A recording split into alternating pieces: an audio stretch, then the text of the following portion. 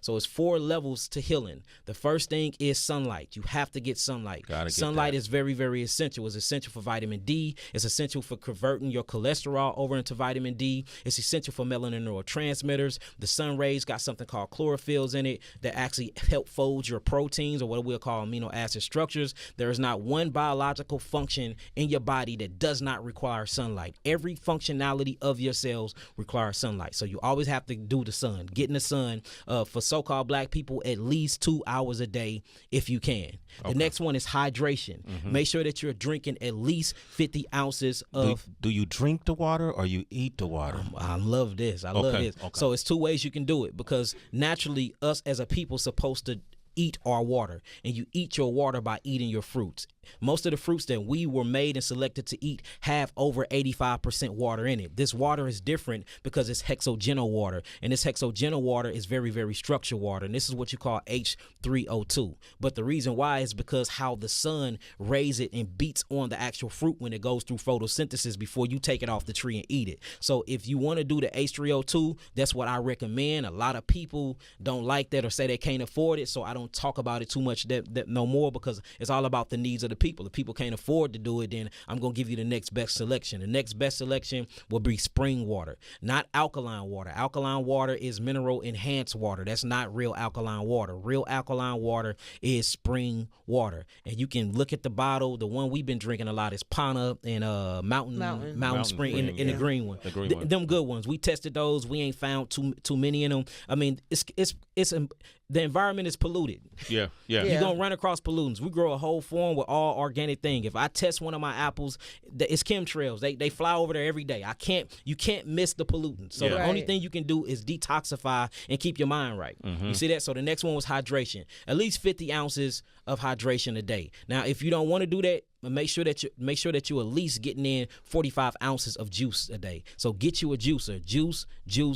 And when I say juice your fruits. So we got the sun.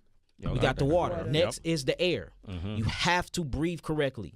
98% of the so-called black community do not know how to breathe. A lot of us are mouth breathers. Mouth breathing messes up your bone structures. Mouth breathing bring in bacteria inside your mouth that you don't need. Mouth breathing actually bring up the nitrates in your bloodstream. Bacteria. When you look at the bacteria that's inside the body from mouth breathing, the bacteria is associated with your decomposing bacteria. These are bacteria that like to decompose and break down your cells. So technically, being a mouth breather and not breathing properly or getting an adequate amount of oxygen in the bloodstream to exchange, oxygen for carbon dioxide by way of hemoglobin, or what you'll call iron phosphate, this actually shorten your lifespan. So not knowing how to properly breathe take 10 years from your life. Can you demonstrate how to properly breathe? Yeah, so you breathe in through your nasal passage, you breathe out your mouth. So a correct breath, and it's supposed to be a timely breath. So a real breath supposed to be down to 70. Your heart's supposed to literally get to 70 to 80 beats per minute. That's a true breath. So you breathe in. When you breathe in, your stomach comes out. So when you breathe, your gut comes out. A lot of people do reverse breathing, where they breathe in and their stomach go in. That's an incorrect breath. So when you breathe, your stomach go out. Hold it. 1, 2, 3. Then you exhale through the actual mouth. This is called diaphragmatic breathing, because it's a diaphragmatic muscle that actually elongates the lungs and bring it back in. So then you breathe out. So you breathe in through your nasal passage, breathe out your mouth. That's a correct breath. Conscious breathing is the reason why a lot of us are not living long, because we don't know how to consciously breathe. When you're breathing and you're moving that diaphragmatic muscle, you have one of the biggest lymph nodes in your body called the cisterna calli. And the cisterna calli, or calli, they call it many different names. This is the biggest lymph node on your body, and it meets in the middle of your trunk. All of the waste that come through your body go through this lymph node, and it's supposed to get broken down, disintegrated, discarded to the actual lymphatic system, and you're supposed to urinate it out. So just by not breathing properly, you can't even detoxify properly. So we got the sun, which is light, right? We talked about the water, which is hydration. Then we just talked about the air. Last but not least is what? Earth. We need to eat from earth. Eat more green things, eat more colorful things organically grown from Mother Nature. And we need to ground out. Your shoes and your clothes are killing you. Half the stuff we wearing got polyester in it, which is going to mess up your electrical magnetic frequency and bring down your hertz. The more your hertz go down, the more you're prone to so-called diseases. So make sure that you're wearing as much cotton as possible, especially when you come up towards your heart.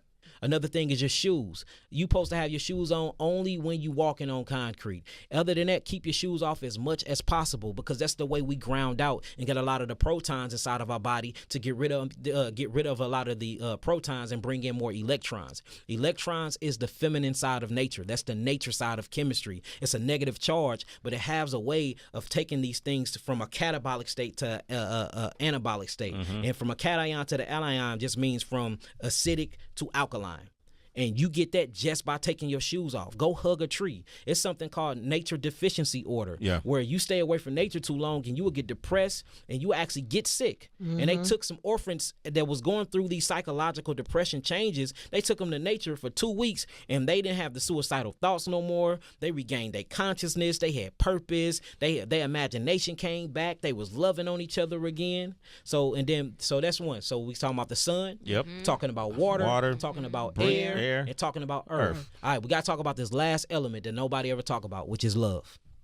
Love is the most nutritional ingredients on earth. Love. And there's a lot of different scholarly articles talking about these things, where they went to an orphanage and they took 2 orphanages and put them together. One orphanage, they gave them good food, they gave them good nutrition, they gave them good water, they gave them TVs, they gave them everything, but they did not give them any type of physical affection. They didn't spend no time with them, but they gave them the best environment to actually thrive in. And then they took another one that didn't have none of these nutritional things, but they spent time with them, they rocked them to bed, they read them bedtime stories, and they made sure they hugged them for at least 5 minutes a day.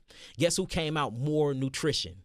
Not the ones who ate the good food or drank the good water. It was the ones that was living poor but had their mothers and fathers by their side. They built more amino acid structures and they had more cellular integrity than the ones that had the good food. So the last ingredients is always love. That's your number one nutrition. Round of applause, man.